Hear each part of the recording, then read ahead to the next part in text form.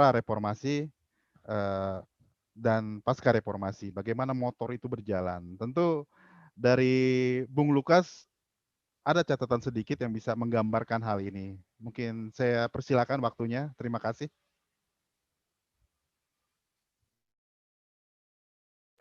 Baik, terima kasih. Selamat siang kawan-kawan semua. Pertama saya berterima kasih sudah diundang dalam webinar Fajar Indonesia Network dan Pak. Siang, Mas. Oh, ini. Oke ya. Oke. Nah, saya mungkin coba share aja ya ini saya PowerPoint saya. Saya coba meringkas dari beberapa hal yang sudah cukup panjang sekali untuk dibahas. Pertama adalah kenapa tidak menggunakan istilah, ini persoalan terminologi pertama. Kenapa tidak menggunakan istilah gerakan mahasiswa 98? Seperti yang umumnya ditulis atau dibicarakan oleh banyak kalangan. Dalam webinar kali ini, saya justru ingin menggunakan istilah narasi sejarah gerakan 98. Sebentar saya ini dulu ya, share ini dulu ya.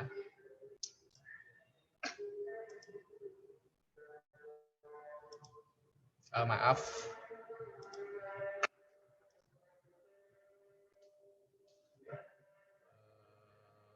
Cari di folder. Oke. Nah, terminologi gerakan sosial sudah muncul ya? Sudah siap. Silakan. Oke. Nah, dia gerakan Mei 98, gerakan sosial 98 ini sejatinya adalah satu gerakan sosial yang luas, yang saya katakan tadi. Jadi dia misalnya menurut, saya mengutip salah satu aja, Ron E. Robert dan Robert Marsalkus. Sebentar. Gerakan sosial selalu mengacu pada upaya suatu komunitas dalam mengubah changing, hubungan kekuasaan atau power relation, dan tatanan sosial yang ada, social order. Upaya tersebut merupakan respon atas sejumlah kecenderungan sosial atau social tendency. Nah, gerakan Mei 98, seperti yang dikatakan tadi, gerakannya adalah gerakan, kalau di Indonesia 98 itu, dia karakternya gerakan sosial anak-anak muda di zamannya, yang memiliki imajinasi dan cita-cita merubah hubungan kuasa, orde baru yang eksploitatif, ini awalnya ya, dan menindas, dengan sebuah imajinasi dan cita-cita sebaliknya.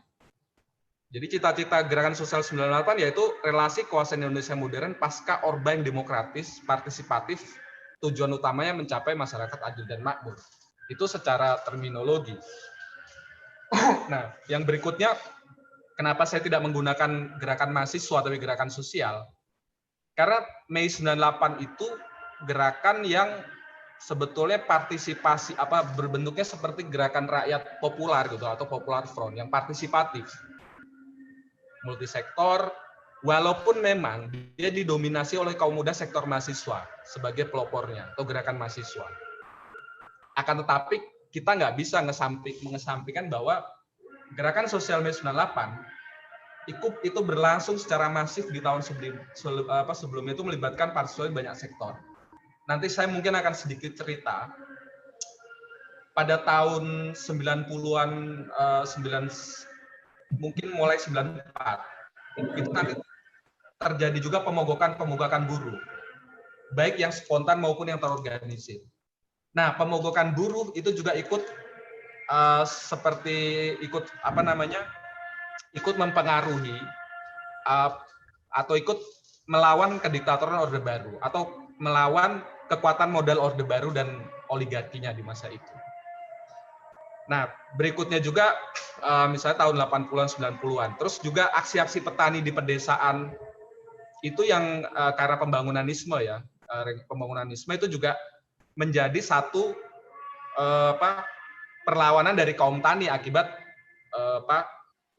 kebutuhan lahan dari paradigma pembangunan Orde Baru yang developmentalis dan lain-lain. Lalu kemudian juga partisipasi gerakan perempuan, seniman, jurnalis, budayawan, dan lain-lain itu membentuk gerakan sosial dalam proses perjuangan anti Orde Baru. Sebetulnya tidak bisa kita kesampingkan begitu saja. Itu sebetulnya pertama standing point saya tentang tidak menggunakan istilah gerakan mahasiswa, tapi bahwa 98 itu karakternya adalah gerakan sosial atau social movement. Nah, berikutnya, sebenarnya kalau kita mau bicara tentang 98, poin-poin pembahasan saya sebetulnya latar belakangnya itu memang dimulai dari pasca Soekarno jatuh. Jadi Orde Baru menerapkan praktek ekonomi liberal yang eksploitatif masa kekuasaan Orba. Lalu nanti situasi politik yang otoriter dan represif di masa kekuasaan Orba. Nah, baru kita bisa bahwa gerakan 98 itu menggugat kebijakan-kebijakan Orde Baru, terutama pasca Soekarno ya, naiknya pemerintahan Orde Baru. Di poin berikutnya sebenarnya saya mau bahas tentang sejarah singkat gerakan moral mahasiswa 66 hingga 80-an. Misalnya ada gerakan mahasiswa tahun 74 yang kita kenal Juman Malari, tahun 78 kebijakan NKK-BKK. Ini pra lahirnya gerakan sosial ya, masih gerakan mahasiswa. Nanti muncul karena NKK-BKK kecenderungan empat kecenderungan gerakan mahasiswa, ada kelompok studi, ada komite aksi, ada pers mahasiswa, ada gerakan LSM dan lain-lain. Lalu kemudian gimana proses transformasi gerakan mahasiswa yang sebelumnya menuju ke gerakan sosial. Nah, di sini saya akan menjelaskan nanti lahirnya organisasi sektoral. Yang harus diingat, di masa Orde Baru, semua organisasi dikooptasi. Organisasi sektoral maupun organisasi partai politik ya. Seperti contoh nanti seluruh organisasi pemuda, dia punya afiliasi tunggal yaitu KNPI. Di buruh hanya boleh SPSI, di tani hanya boleh HKTI dan lain-lain. Nah, lahirnya organisasi sektoral itu menarik menjadi satu eksperimen gerakan sosial baru di Indonesia di masa ini. Nah, Smith ini saya coba tampilkan sebagai gerakan mahasiswa kerakyatan yang progresif. Posisi Smith menjadi penting pada masa transisi di penghujung kekuasaan Orde Baru nanti. Karena dia sebagai satu gerakan mahasiswa, tapi dia berbeda dengan gerakan mahasiswa sebelumnya. Entah 74, 78, dan lain-lain. Terus munculnya kondisi kaum buruh dan munculnya PPBI, Serikat Buruh Independen pertama di masa Orde Baru, di luar SPSI. Serikat Tani Wadah Perlawanan Kaum Tani di masa Orba. Serikat Rakyat Indonesia, ini paling jarang kedengaran dalam sejarah. Memang Serikat Rakyat Indonesia ini organisasi kaum miskin perkotaan ya di masa Orde Baru. Ya umurnya juga sangat pendek karena keburu dipukul nanti 27 Juli. Jaker, jaringan para seniman melawan hegemoni kekuasaan Orde Baru. Hegemoni budaya dalam arti budaya ketakutan, budaya diam. Kalau kita membaca seluruh puisi Tukul, itulah narasi-narasi puisi-puisi bagaimana melawan kekuatan bagaimana melawan budaya Orde Baru. Hampir seluruh puisi-puisinya adalah budaya perlawanan. Lalu PRD, Partai Politik Alternatif di masa Orde Baru. PRD ini sebetulnya adalah kalau menurut saya eksperimen gerakan sosial anak muda melawan kediktatoran Orde Baru. Jadi dia lahir saat tiga partai politik utama, Golkar, P3, dan PDI, bukan Perjuangan, ya, itu dikooptasi. Ada anak muda yang mulai punya imajinasi yang akan memimpin gerakan sosial. Walaupun kita tahu usianya hanya sekitar 5-6 tahun. Meminjam istilah Linda Kristanti, tanggal 22 dideklarasikan, tanggal 23 ya. Tanggal 27 Juli sudah dibubarkan. Atau pasca itulah, 28 lah. 5 atau 6 tahun. 6 hari, Partai politik paling pendek usianya.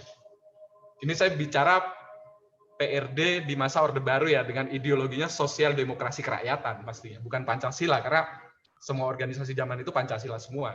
Atau asas tunggal kalau istilahnya. Lalu sedikit membahas tentang perjuangan gerakan sosial bawah tanah. Jadi pasca PRD dibubarkan, organisasi-organisasi dibubarkan, maka kemudian menggunakan metode gerakan gerakan perjuangan bawah tanah dan nah, kita sering menyebut 27 Juli itu di masa lalu, terutama di kalangan gerakan adalah istilah crackdown atau pukulan keras gerakan sosial. Bagaimana narasi 27 Juli, saya pernah sedikit juga menulis, tapi kalau teman-teman yang mengalami langsung kita bisa lihat penangkapan pimpinan-pimpinan Ormas dan PRD sendiri. Ada Budiman, ada Petrus, ada Yakobus Kurniawan, ada Anom Astika dan lain-lain. Juga penggerebekan sekretariat. Juga kemudian ada penyiksaan, penangkapan dan lain-lain, perburuan PRD dan Ormasma dan tindakan represif militer terhadap gerakan sosial. Sebenarnya pukulan terhadap PRD yang dijadikan kambing hitam kerusuhan 27 Juli menurut versi Orba, sebetulnya mereka mau pukul gerakan sosialnya gitu loh. Kebetulan PRD waktu itu dengan Smith terutama PPBI, STNSR ini adalah cikal bakal gerakan sosial yang bisa menjadi alternatif pasca Orde Baru, pasca Soeharto. Tapi ya kita tahu sejarah akhirnya meletus 27 Juli. Dibubarkan. Nah, lalu gimana dengan kader-kader yang tidak tertangkap? Yang tidak masuk penjara seperti pimpinan-pimpinan PRD. Nah, itu menurut saya menarik. Kader-kader yang tidak tertangkap itu kemudian kembali mengkonsolidasikan diri, membangun organisasi dengan metode bawah tanah atau metode yang lebih tertutup dari jangkauan aparat polisi, tentara, aparat intelijen dan lain-lain. Karena crackdown 27 Juli itu bukan hanya menggerebek sekretariat resmi ya. Kalau PRD dulu di Tebet, kalau Semit Jabotabek ada di Camat Gabun, atau di Surabaya ada Kedung Tarukan, di Jogja ada Sendowo, di banyak kota cabang-cabang itu digerebek. Tapi juga rumah-rumah kader-kader yang teridentifikasi itu juga digerebek. Rumah-rumahnya, ditangkap, dan lain-lain. Nah, akhirnya kader-kader yang selamat dari penggerebekan di rumah, kampus, pabrik-pabrik itu juga dilakukan penggerebekan, penangkapan. Saya termasuk ya tidak bisa kuliah lagi masa itu. Karena di kampus saya kuliah di ISIP, itu dulu ada juga istilah terkenal kampusnya Intel, memang banyak Intel di sana. Itu nggak bisa pulang. Nggak bisa melanjutkan kuliah karena saya bertelepon teman-teman saya, lu jangan ke kampus dulu karena lu dicari. Ada namanya Intel waktu itu bawa pistol segala macam lah untuk intimidasi. Juga nggak bisa pulang ke rumah. Nah, akhirnya kita bikin mekanisme puling-puling koordinasi sebenarnya, sekaligus puling-puling persembuhan dari jangkauan rezim itu. Nah, dari situlah yang dan kita juga tahu bahwa pasca 27 Juli itu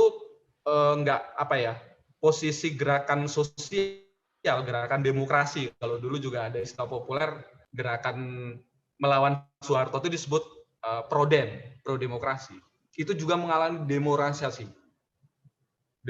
besar-besaran karena memang rumahnya digerebek, kampus, tempat kerja dan lain-lain digerebek dan ditangkap, disiksa dan lain-lain.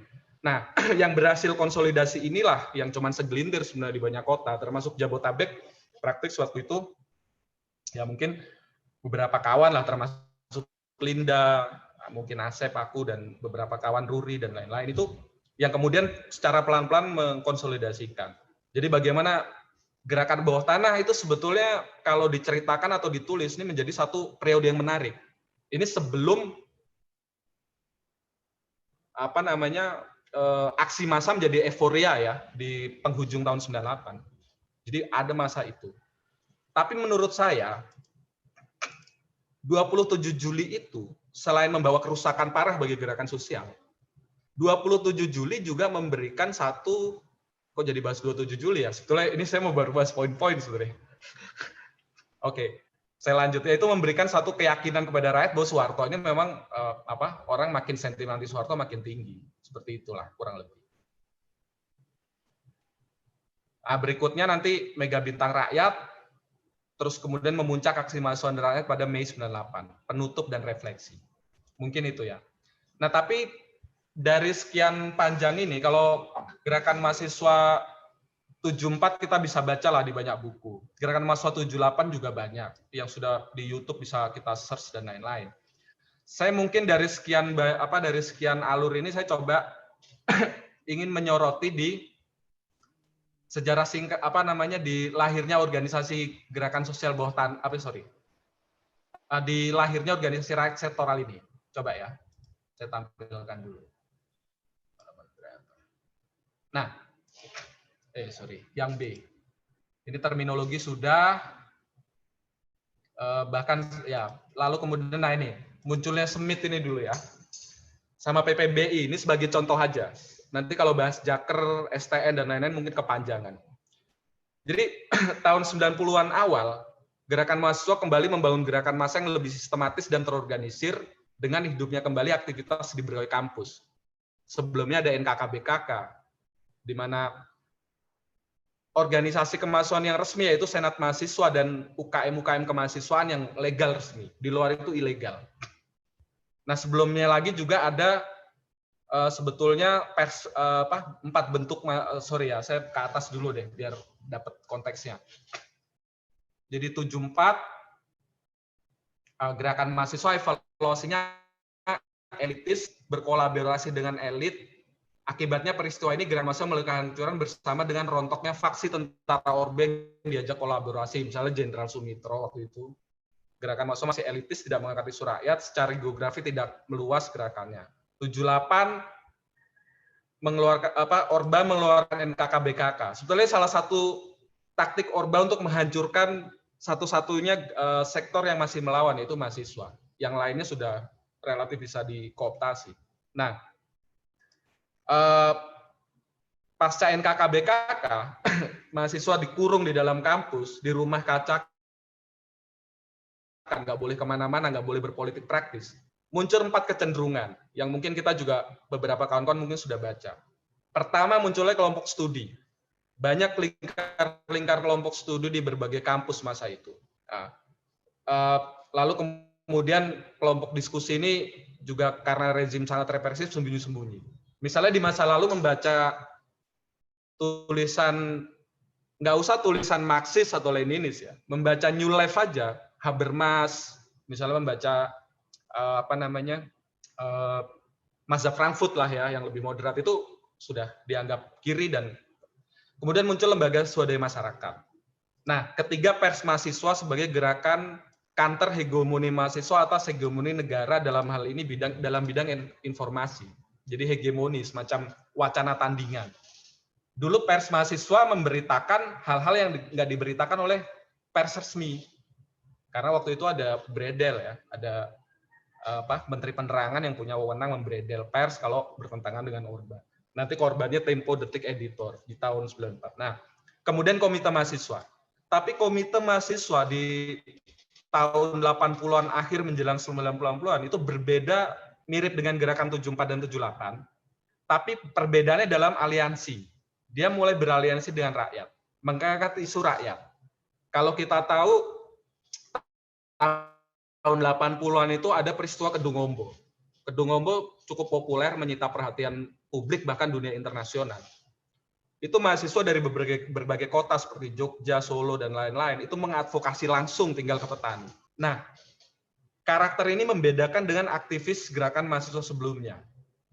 Jadi ini proses transformasi. Jadi, dan yang kedua, selain mereka mengadvokasi rakyat, mereka tinggal di permukiman rakyat, petani waktu itu ya. Dan kemudian mereka juga mulai mengarahkan aksi petani ke institusi-institusi negara, tempat di mana kebijakan itu dibuat. Sebelumnya pemogokan perlawanan tani bersifat spontan. Nah, tadi itu ada 4 kecenderungan tadi. Lalu 90-an muncul organisasi mahasiswa bagi rezim ilegal. Perkembangan dari organisasi bentukan gerakan mahasiswa 86-90-an yang mencoba melakukan konsolidasi. Di Yogyakarta muncul Forum Komunikasi Mahasiswa Yogyakarta, di Jakarta ada Forum Komunikasi Pers Mahasiswa Jakarta. Yang kemudian pecah poros. Nah, yang poros selatan ini kemudian membentuk SMJ, Solidaritas Mahasiswa Jakarta, yang nanti akan menjadi cikal bakal SMIT Jabotabek. Di Surabaya ada FKMS, di Manado ada FKMM, dan lain-lain. Organisasi jenis di banyak kota. Nah, sejak munculnya organisasi di atas, gerakan mahasiswa perlahan semakin menguat. Aksi-aksi mulai membesar dan terkoordinasi seperti pada peristiwa di Yogyakarta itu tahun 92 sekitar 12.000 mahasiswa turun ke jalan. Bahkan dosen-dosennya ikut terlibat, menolak undang-undang lalu lintas. 93 di Jakarta mayoritas mahasiswa Islam menduduki gedung DPR MPR menuntut penghapusan SD-SB.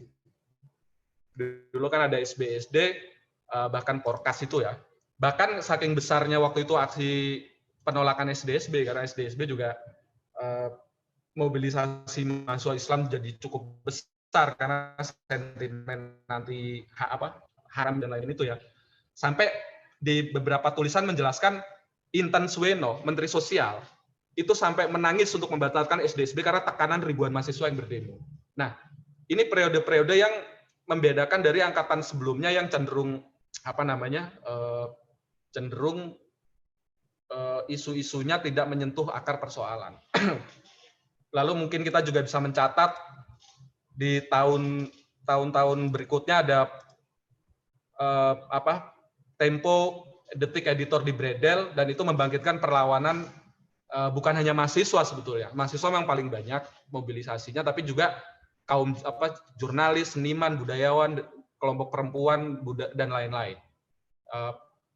Dan aksi ini sebenarnya kemudian bentrok di depan Departemen Pertahanan Jakarta, direpresi oleh tentara.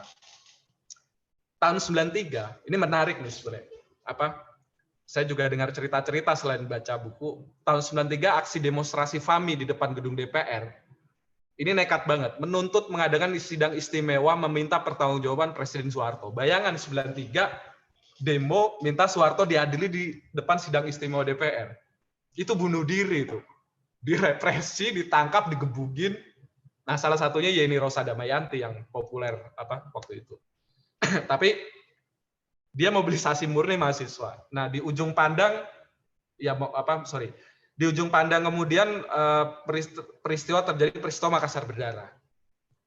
Makassar Berdarah waktu itu mengangkat isu kenaikan tarif transportasi PT-PT ya, angkot kalau di Jakarta mungkin. Itu 7 mahasiswa UNAS dan UMI gugur. Tapi efeknya pasca Makassar Berdarah itu aksi solidaritas di berbagai kota merebak. Saya ingat waktu itu di Jakarta, aksi Makassar Berdarah itu hampir setiap minggu. Dan itu selalu bentrok. Entah di Salemba, entah di Cikini, entah di depan LBH, itu selalu bentrok. Jadi ini menunjukkan bahwa tahun 90-an itu gerakan mahasiswa begitu menguat dibanding angkatan berikutnya yang sepi lah ya, dibanding tahun-tahun sebelumnya. Nah, momentum Makassar Berdarah ini juga sebetulnya di beberapa kota, terutama di Jakarta yang saya tahu, itu mobilisasinya mulai melibatkan elemen-elemen rakyat. Misalnya nanti ketika lahir banyak mahasiswa yang mengorganisir buruh, mengorganisir tani dan lain-lain, itu juga mulai melibatkan basis-basis organizer yang mereka organisasikan, KMK, seniman dan lain-lain. Sepanjang rangkaian aksi Makassar Berdarah. Berikutnya adalah saya coba mengambil contoh SMIT ya. Tahun 90-an, gerakan mahasiswa kembali membangun gerakan massa yang lebih sistematis dan terorganisir dengan hidupnya kembali aktivis di kampus. Jadi mulai dinamis. Sebelumnya NKKBKK mencekam ya, depolitisasi terjadi. SMIT melalui tahun 92 terbentuk SMIT. Nah, ini yang harus juga dicatat penting melalui peran besar tokoh penting gerakan mahasiswa Yogyakarta saya itu yaitu Andi Munajat.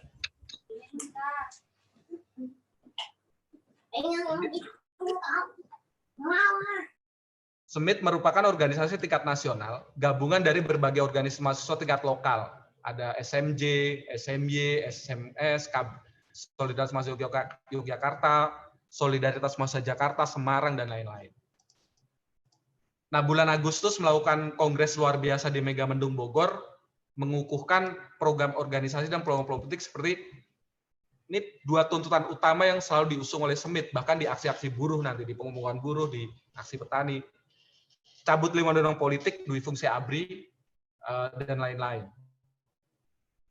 Nah, ini yang juga kemudian penting dicatat, yang menjadi embrio gerakan sosial kemudian adalah, selain di basis kampus, para kader Semit banyak yang ditugaskan turun langsung ke sektor rakyat.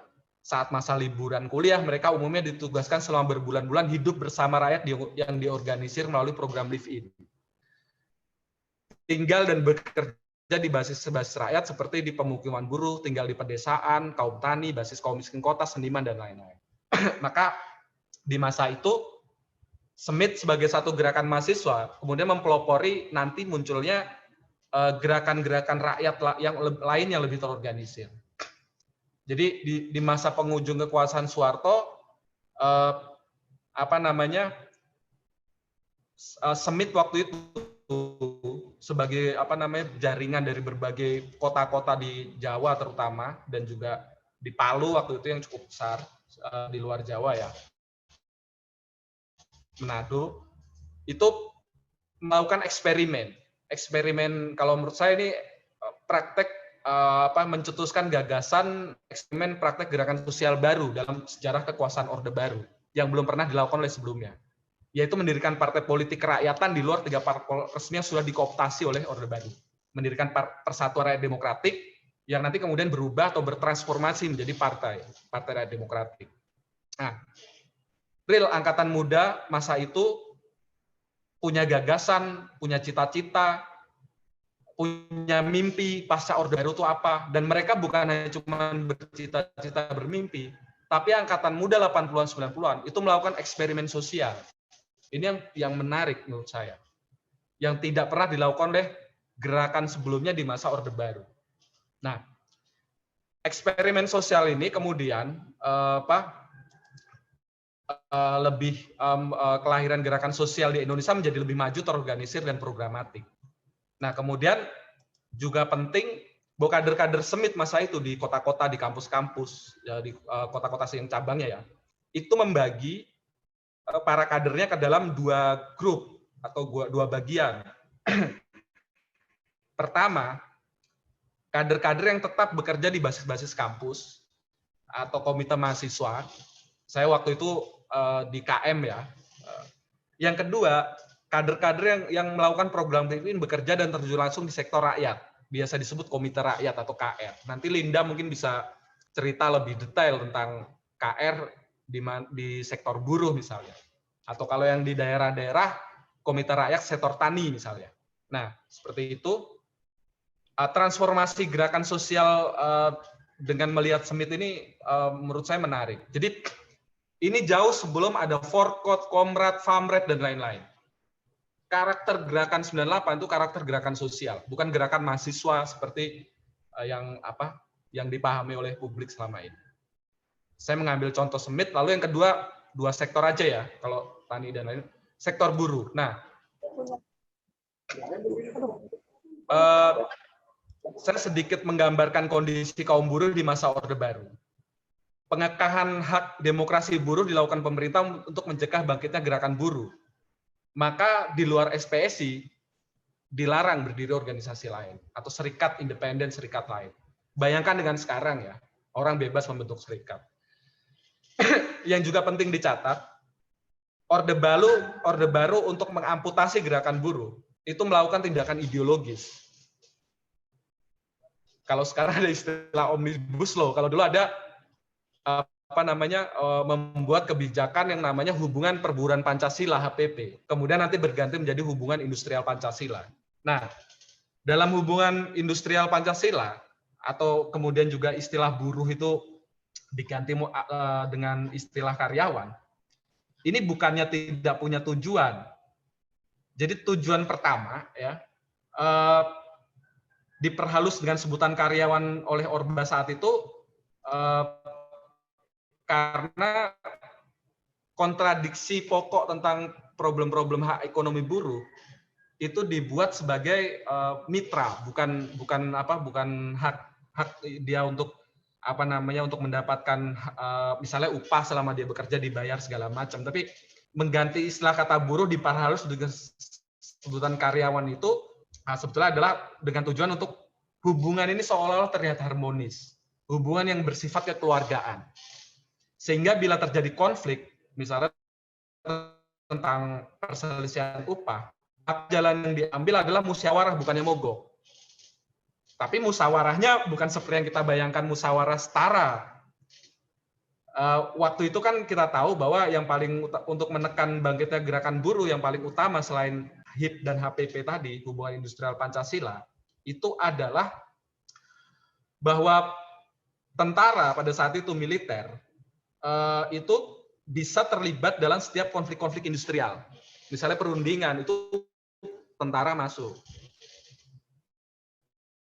Jadi konsep ABRI begitu maknanya. Jadi setiap pemogokan buruh, tentara selalu terlibat di dalamnya. Dalam perundingan terlibat, dalam pertemuan-pertemuan terlibat. Jadi Orde Baru di perburuan menggunakan dua pendekatan. Pendekatan ideologis dengan memperhalus istilah, menggunakan istilah-istilah hubungan perburuan Pancasila yang harmonis dan lain-lain. Yang kedua, menggunakan pola-pola represif, yaitu tentara. Misalnya kita bisa melihat kematian Marsina di Porong Sidoarjo itu bagian dari sah legal tentara masuk ke dalam perselisihan perburuhan. Dan Marsina bukan satu-satunya buruh yang meninggal pada saat itu. Mungkin banyak yang tidak tercatat karena kita tahu pers Orde Baru adalah pers yang begitu ketat, tidak bisa meliput berita-berita yang sifatnya mengganggu kepentingan stabilitas modal. Nah, bahkan tentara punya hak membubarkan pemogokan dengan kekerasan, menangkapi para pemimpin mogok, menculik dan menyiksanya hingga membunuhnya. Marsina salah satu contoh. Nah, pemogokan Marsina ini sebetulnya adalah pemogokan yang yang terjadi juga di banyak kawasan industri, bukan cuma di Porong. Nanti saya coba sedikit bahas. Nah, terus kemudian kondisi perburuan waktu itu selain HIP dan industrial Pancasila, upah buruh juga masih rendah. Sebetulnya masih mirip lah seperti sekarang ini. Dulu dolar masih 2.000 ya. Masih 2.500. Waktu itu tuntutan buruh yang paling mengemuka adalah upah 7.000 per hari. Karena waktu itu masih ada yang diupah 3.000 sehari atau bahkan 2.500. Nah, mulai muncul perlawanan kaum buruh karena kondisi kerja yang tidak memungkinkan ini di masa Orde Baru. Maka pada tahun 89, 13.000 buruh PT Gajah Tunggal Tangerang melakukan pemogokan di pabriknya. Nah ini, misalnya pada tahun 89, 13.000 buruh Gajah Tunggal melakukan pemogokan di pabriknya. Nanti disusul oleh pemogokan Medan, kawasan industri Jabotabek, kawasan industri di Jawa Timur, Gerbang Kertasusila, Gresik, Bangkalan, Mojokerto, Sidoarjo, Lamongan, dan lain-lain. Ini kawasan industri, kemudian Semarang, Solo, Makassar, dan lain-lain. Nah, cuman Gajah Tunggal ini pemogokan spontan. Jadi ada buruh konflik di dalam perusahaan, kemudian mogok. Ya mirip lah dengan kasus Marsina. Habis itu direpresi, masuk kerja lagi normal. Nah, saya berdasarkan catatan SPSI, pemogokan buruh menunjukkan kenaikan grafik yang tinggi dan terus meningkat setiap tahunnya. Misalnya kita bisa lihat tahun 80 hingga 90, itu masih 40 kali. Tapi masuk tahun 91, masuk 93, dan pada tahun 94, ini yang dicatat oleh SPSI ya, jumlah pemogokan buruh meningkat sekitar 1.126 kali. Bayangin ya, dengan situasi yang represif, militer yang sangat mengawasi intelijen yang kuat, jebol juga tuh pemogokan spontan berlangsung di kawasan-kawasan industri. Oh ya, masuknya modal asing itu juga membentuk kawasan-kawasan industri tahun 70-an menjelang 80-an. Nah, inilah sebetulnya di luar gerakan mahasiswa 98, gerakan-gerakan buruh secara spontan melakukan perlawanan. Makanya kalau ekstrimnya kita mau bilang, gerakan 98 itu siapa? Ya buruh-buruh yang mogok zaman itu juga aktivis 98 gitu loh.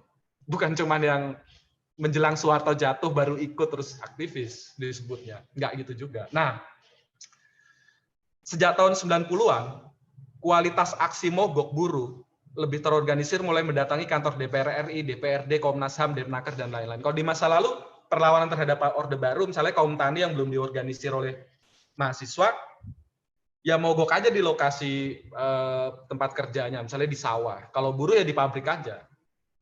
Belum sampai kesadaran bahwa ada institusi yang membuat kebijakan yang merugikan misalnya upah mereka, kondisi kerja mereka, jam sostek mereka, tunjangan mereka, dan lain-lain. Maka tahun 90-an mulai muncul aksi-aksi buruh yang menuntut ke institusi-institusi negara. Aksi pemogokan buruh yang spontan dan terorganisir, nanti saya akan ceritakan sedikit, ini merupakan bagian dari gerakan sosial rakyat Indonesia melawan kekuasaan Orde Baru yang memuncak pada bulan Mei 98. Jadi bukan dibuat patah, gerakan 98 itu hanya mahasiswa yang turun ke jalan di 97 dan 98 yang nggak putus itu, tapi sebelumnya bukan gerakan 98. Itu yang saya mau kata. Lalu kemudian yang menarik juga adalah nah, munculnya PPBI ini. Tadi kan di Semit sudah dijelaskan ada sektor komite rakyat, komite mahasiswa. Kader-kader Semit yang bekerja di komite rakyat, terutama di sektor buruh, bersama kontak-kontak kaum buruh lainnya, dan dari berbagai kota, itu kemudian mendirikan serikat buruh pertama independen di luar SPSI, yaitu Pusat Perjuangan Buruh Indonesia. Nah, ini peristiwa menarik karena kaum buruh yang selama puluhan tahun mungkin setelah SOPSI-nya PKI dibubarkan nggak pernah punya alat perjuangan alternatif, tapi di PPBI kemudian berdiri menjadi satu wadah alternatif dari SPSI misalnya. Tanggal 23 melakukan kongresnya dalam proses pendirian. Nah, satu hal yang menarik adalah yang perlu dicatat dalam proses pendirian PPBI, Semit, dan PRD, ada beberapa hal menarik yang belum pernah terjadi dalam pola gerakan sosial rakyat sebelumnya, tentang kekuasaan Orba ya. Entah Malari, entah 78, entah macam-macam itu, yaitu gabungan mobilisasi aksi mogok buruh dan aksi politik mahasiswa yang lebih terorganisir dan lebih solid, karena terlatih ya. Nah, aksi mobilisasi sektor mahasiswa selama ini lebih sering mengangkat isu politik atas, misalnya modal Jepang kalau gerakan mahasiswa 74, atau kemudian mengangkat isu-isu yang sifatnya suksesi kekuasaan Soeharto misalnya, atau rivalitas antar jenderal dan lain-lain, atau isu-isu elit lah ya, isu atas. Nah, di masa ini Semit mulai mengangkat isu-isu real kesejahteraan rakyat. Misalnya kalau di buruh ya isu perburuan, misalnya tunjangan upah 7.000, kebebasan berserikat, kemudian juga isu misalnya tunjangan atau lembur harus dibayar penuh, selama ini perusahaan semena-mena. Pokoknya yang dihadapi kaum buruh sehari-hari lah, jam sostek dan lain-lain. Gabungan pola pemogokan buruh yang jumlahnya besar dan metode aksi mahasiswa yang relatif solid menjadi pukulan keras bagi kaum pemilik modal dan rezim Orde Baru berkali-kali di masa itu. Nah, ini contohnya kemudian. Nah, kita bisa ambil contoh. Bagaimana eksperimen gerakan sosial anak-anak muda waktu itu? Yaitu pertama, aksi aliansi atau aksi gabungan buruh mahasiswa di Tangerang. Jadi mahasiswa yang melakukan live-in ke kawasan industri Tangerang di PT GEGI kemudian itu beberapa bulan mereka melakukan live-in, awalnya di liburan kuliah mereka live-in. Tapi kemudian kuliah sudah masuk, tetap live-in gitu loh. Sampai akhirnya bulan Agustus 94 itu setelah berbulan-bulan, atau kalau menurut cerita beberapa kawan, termasuk misalnya Mas Huri Alif atau Asep Salmin ya, yang melakukan eksperimen pertama pemogokan buruh mahasiswa itu, hampir setahun mereka melakukan mapping, pemetaan, kemudian mereka melakukan pendataan, kemudian mereka mencari kontak dan lain-lain sampai bikin pendidikan-pendidikan. Mungkin 93 masuk. Agustus 94, sekitar 800 buruh PT GGI di kawasan industri Pasar Kemis melakukan aksi mobilisasi mendatangi kampus UI Depok. Jadi buruh datang ke kampus UI. Untuk provokasi mahasiswa juga nih loh. Ada persoalan rakyat sehari-hari, karena waktu itu mahasiswa kan masih sibuk dengan dirinya sendiri. Diprovokasi, mobilisasi 800 buruh ke kampus UI, Kemudian melanjut aksinya ke DPR RI untuk menuntut tuntutan-tuntutan yang kurang lebih yang seperti saya kemukakan tadi, yaitu upah, lembur, jam sostek misalnya. Terus kemudian juga yang mengemuka kebebasan berserikat. Nah, proses mobilisasi proses pemogokan, aksi pemogokan ini didampingi oleh puluhan mahasiswa SEMIT. Jadi ada aliansi buruh mahasiswa. Tanggal 1 Mei 95, ini yang mungkin sering dibahas, aksi SEMIT itu yang populer 1 Mei 95. Mungkin Petrus pernah menulis di beberapa ini ya.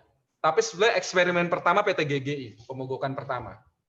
Nah, itu 1 Mei kemudian 95, Hari Buruh Internasional pertama kali di masa kekuasaan Orba. Jadi para kader dan organizer PPBI dan SEMIT melakukan pengorganisiran lebih dulu, masuk ke pabrik-pabrik, ke kawasan industri di kalau yang saya catat sih waktu itu 7 pabrik ya, itu di 7 pabrik di pemogokan di Semarang itu, bentar. Nah ini, itu kalau nggak salah PT Wiraplastindo, lokasinya 7 pabrik tersebut, yaitu 3 pabrik lokasinya di daerah Semarang Barat dan 4 pabrik di Semarang Timur. Jadi kawasan industri ya sampai hari ini sih itu adanya di kota di pinggiran kota kan. Jabotabek juga Jakarta, Bogor, Tangerang, Bekasi kan, ini Semarang Barat, Semarang Timur. Mereka masuk kemudian dimobilisasi masuk ke kota Semarang gitu loh. Sama dengan buruh GGI di Tangerang kan kawasan industri, dimobilisir masuk Jakarta. Itu pola-pola sangat baru. Bukan lagi aksi spontan seperti Gajah Tunggal atau pemogokan PT CPS-nya Marsinah misalnya, itu aksi ekonomisme banget. Mogok di pabrik lah segala macam ya. Nah, seperti itu.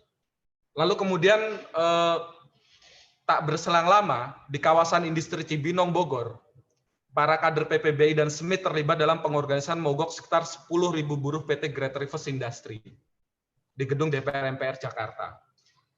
GR ini menarik, bahkan di salah satu terbitannya SEMIT nasional waktu itu, Suma, Suara Massa, itu di headline depannya judulnya Bogor Bergolak. Itu aksi buruh GRI di DPR, pendudukan gedung DPR, dan lain-lain. Saya mau cerita sedikit GRI ya. Sebenarnya Linda yang berhak cerita, tapi sedikit aja nanti Linda tambahkan, karena Linda organisernya waktu itu di GRI. Jadi GRI ini adalah perusahaan tekstil yang memproduksi pakaian dalam perempuan merek-merek terkenal seperti Triumph dan Amu. Jadi ini aksi pemogokan ini metodenya bersama dengan GGI dan Semarang ya, dengan 1 Mei tadi. Menuntut 8 jam kerja, upah 7.000, kebebasan berserikat, pembayaran upah lembur, pemberian tunjangan dan lain-lain. Nah, mobilisasi mahasiswanya yang saya lupa sebut di atas tadi sebenarnya hampir sama.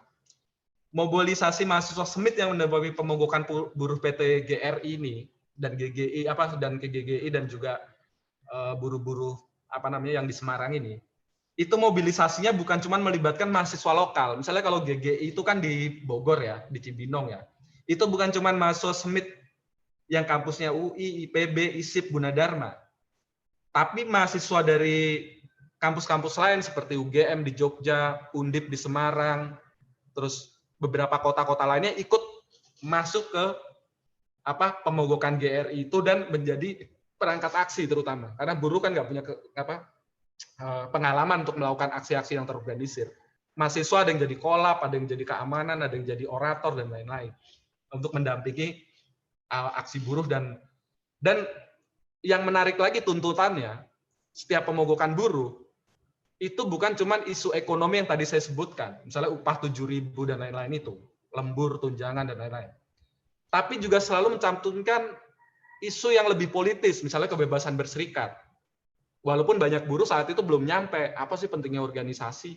Apa sih kok kena SPSI apa itu kan? Yang kedua, juga menuntut pencabutan dui fungsi ABRI. Jadi bayangin, mogok buruh yang kesadarannya upah tiba-tiba dimasukin sama mahasiswa isu dui fungsi ABRI. Ya karena itu tadi, dalam konflik perburuan, militer punya ruang, punya legitimasi untuk masuk dalam konsep dui fungsi ABRI. Membubarkan pemogokan, ikut perundingan dan mengintimidasi perundingan dan lain-lain.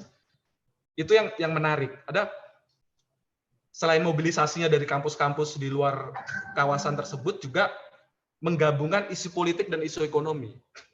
Saya ada salah satu contoh statement yang disimpan seorang kawan kemudian saya mendapatkan, yaitu statement pemogokan Indosus nanti tahun 96. Itu setelah saya baca lagi luar biasa zaman itu. Nah, lalu kemudian kita bisa lihat juga 7 Desember Sritek melakukan pemogokan 95. Dan ini di banyak cerita bisa kita tahu bahwa Tukul yang kepalanya matanya hancur karena dibenturkan oleh tentara itu terjadi di Sritek. Saya waktu itu ya ikut Sritek karena saya ikut aksi yang ke Dubes. Mungkin nanti Ardi atau siapa yang di Sritek monggo diceritakan. Nah, sebetulnya satu lagi di GRI yang saya lupa adalah, tapi nanti saya mengingatkan Linda aja, nanti Linda coba ceritakan detail. GRI aksi pertama itu direpresi aparat. 1 Mei juga direpresi, GGI juga ya. GRI itu direpresi aparat hari pertama pemogokan, waktu mereka mau di Cibinong lah ya. Nah, kawasan industri dijaga oleh tentara. Pabrik dijaga tentara, perkampungan buruh dijaga tentara. Gimana mau konsolidasi untuk hari kedua mobilisasi? Ya kan? Gimana mau mengumpulkan buruh-buruh untuk mempersiapkan aksi hari kedua? Waktu itu ada ide yang menarik, yaitu bikin selebaran. Hari kedua kan rencananya mau aksi ke gedung DPR MPR di Jakarta kan, dari Bogor ya, dari Cibinong ya. Akhirnya muncul ide organizer buruh pada saat itu bikin selebaran kecil rute angkutan umum dari Bogor menuju ke DPR RI. Misalnya naik Miniarta ke Kampung Rambutan atau Cililitan dulu Mas ya, saya lupa. Terus kemudian dari situ naik misalnya 46, PPD 46 jurusan Kampung Rambutan Grogol misalnya. Dibikinin rute itu, dikopi ribuan, disebar ke buruh-buruhnya. Dari 10.000 buruh PT Great Rivers Industry GRI, di hari kedua pemogokan, karena pemogokan berlangsung 18 sampai 24 Juli ya. Di hari kedua 19-nya, 3.000 buruh berhasil lolos dari blokade aparat di kawasan-kawasan industri dan masuk ke gedung DPR RI. GRI juga tercatat sebagai pemogokan pertama pendudukan parlemen, pemogokan buruh ya. Nggak lagi aksinya seperti gajah tunggal di pabrik atau CPS-nya Marsinah cuma di pabrik, tapi dia masuk ke institusi negara pengambil kebijakan. Nah itu satu eksperimen gerakan sosial yang luar biasa sekali. Nah, selebaran rute rute angkutan umum itulah yang menghantarkan buruh-buruh GRI yang serius berjuang memperjuangkan upahnya dan lain-lain, itu bisa nyampe ke DPR. Itu menarik karena udah diblokade kawasan industri. Represif, setiap aksi buruh pasti represif. Entah itu Semarang, entah itu Sritek, entah itu GRI dan lain-lain. Nah, kemudian saya ambil contoh lagi adalah pada 18 Juni 96, PPB dan Smith Jabotabek mengorganisir pemogokan gabungan buruh 2 pabrik, yaitu 7.000 buruh PT Indosus di Bogor dan 800 buruh PT GGI di Tangerang. Sasaran aksinya menginap dan pendudukan DPR MPR. Bayangin ya, ini 96 belum 98 loh. Sebelum mahasiswa menduduki parlemen, gerakan buruh terutama yang didukung oleh aliansi buruh mahasiswa itu sudah menduduki parlemen duluan. Bahwa secara kualitas dan kuantitas nggak sebesar 98, tapi ini sudah ada terlebih dahulu. Ini yang saya pikir jarang dicatat dalam sejarah sosial 98 yang kita coba diskusikan. Nah, Indosus ini juga sama, dia pendudukan seperti GRI, tapi kalau GRI sepertinya tidak sempat menginap, tapi kalau Indosus menginap. Di Indosus ini ada kejadian mencekam setelah di pemogokan aksi gabungan Smith dan buruh dan mahasiswa di gedung DPR ini. Kebetulan Indosus saya ikut terlibat ngisi pertemuan di kontrakan-kontrakan, jadi sedikit paham. Cuman saya mau cerita tentang aksinya. Jadi pada saat itu 7.000 buruh Indosus dan 800 PT GGI dan mahasiswa-mahasiswa Smith ya, yang mendampingi aksi, terlibat dalam perangkat aksi segala macam itu menduduki gedung DPR MPR. malam harinya karena lelah kan mereka tertidur di lobi DPR tuh, lobi apa gedung DPR MPR itu. Tiba-tiba jam 12 malam puluhan truk tentara masuk ke dalam halaman gedung DPR, listrik dimatikan, gelap, apa sorot mobil-mobil tronton itu menyilaukan itu apa begitu menegangkan suasananya. Dan malam itu juga dalam kondisi gelap gulita itu tentara merangsek masuk menangkapi buruh-buruh yang mogok itu dan beberapa mahasiswa untuk dinaikkan ke atas truk, dipulangkan mereka ke Citerep. Itu kan kawasan industri Citerep PT Indosus itu. Oh ya, Indosus punya Salim Group ya, punya Lim Siolo waktu itu. Nah, peristiwa itu apa namanya? Peristiwa di malam di DPR itu selain mencekam juga banyak yang dipukuli. Jadi buruh-buruh itu histeris teriak. Tentara masuk, nangkepin mereka, masukin ke truk sampai kemudian dipulangkan Citerep.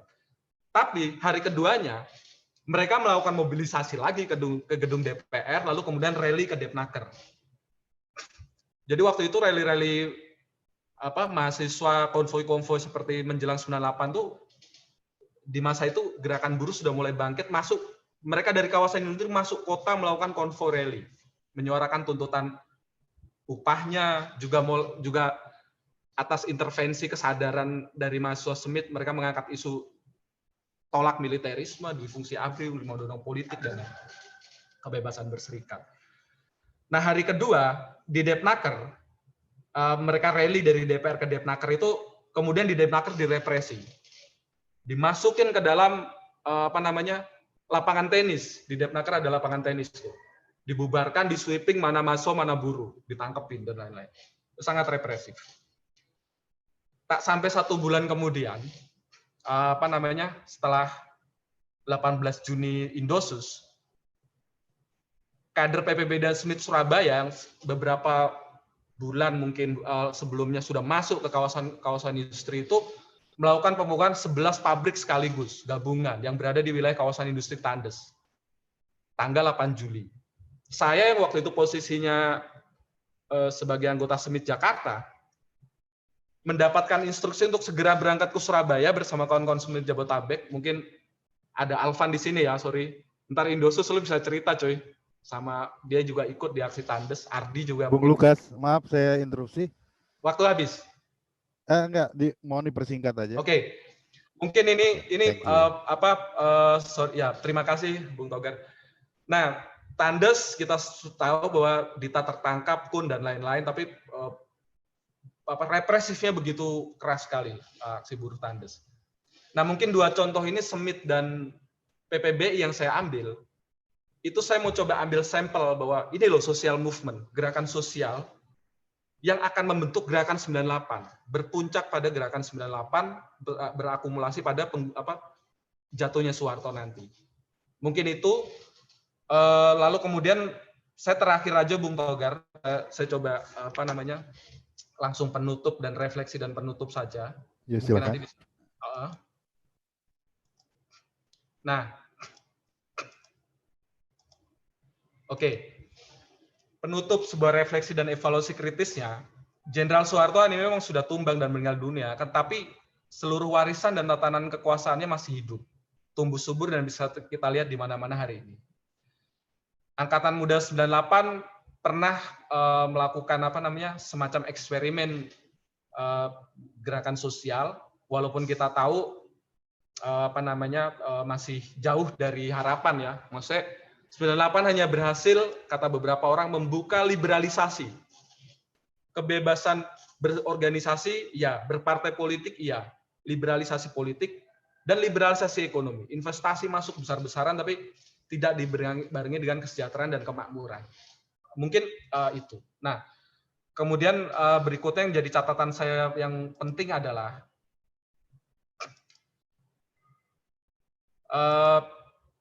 jadi angkatan muda tahun 80-an 90-an ya itu dari berbagai sektor dan lapisan sosial tentunya pernah mengalami masa represif, pembatasan dan kondisi kehidupan ekonomi dan politik yang sangat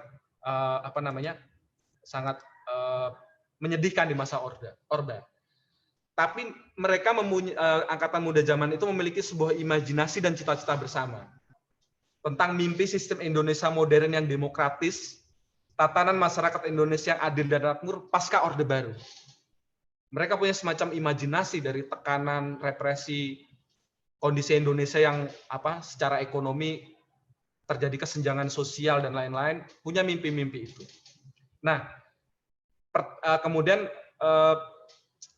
mereka bukan hanya mempunyai mimpi, tapi mempunyai gagasan, program, menawarkan solusi alternatif program kerakyatan, bahkan mereka berpraktek secara langsung, bereksperimen membangun gerakan sosial di masa itu, seperti PPBI, SEMIT, dan lain-lain yang tadi saya contohkan. Nah, pertanyaan dari diskusi kita, satu hal juga sejarah mencatat bahwa gerakan sosial di Indonesia itu selalu dipelopori dan didominasi oleh kaum muda. Ben Anderson, Pramudia Nantatur, dan beberapa Indonesianis misalnya menjelaskan tentang itu. Angkatan muda lah yang menjadi pelopor, menjadi penggerak setiap perubahan sosial di Indonesia. Seperti itu. Nah, terakhir, sebuah pertanyaan dari diskusi kita adalah, apakah anak-anak muda hari ini, misalnya yang menyaksikan webinar ini, yang tumbuh dan besar pada zaman ini memiliki sebuah imajinasi tentang tatanan masyarakat Indonesia yang seperti apa sih pasca oligarki hari ini, yang adil makmur pasca oligarki. Eksperimen-eksperimen sosial seperti apa anak-anak muda hari ini yang tentunya sesuai dengan konteks zamannya ya, untuk merubah relasi-relasi sosial hari ini misalnya. Seperti itu. Nah, bentuk eksperimen sosial. Tentu saja semua itu menjadi PR besar bagi bangsa Indonesia, terutama bagi gerakan sosial angkatan muda berikutnya. Karena saya percaya gerakan sosial itu gerakan yang terus-menerus dia satu gerakan yang terus-menerus ada, tidak terputus. Dia gerakan sosial itu hanya istilahnya dia hanya surut dan pasang.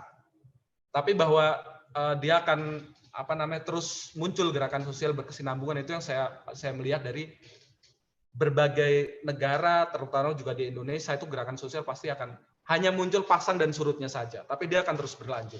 Seperti hukum, ya keniscayaan hukum dari gerak sosial itu sendiri. Nah, mungkin itu saja teman-teman, Bung Togar sebagai host dan para pembicara, Linda dan Maruli. Kalau ada pernyataan saya yang salah, tolong dikoreksi. Dengan rendah hati saya juga belajar bareng-bareng di forum ini. Terima kasih, selamat siang. Ya, terima kasih Mas Lukas atas presentasinya.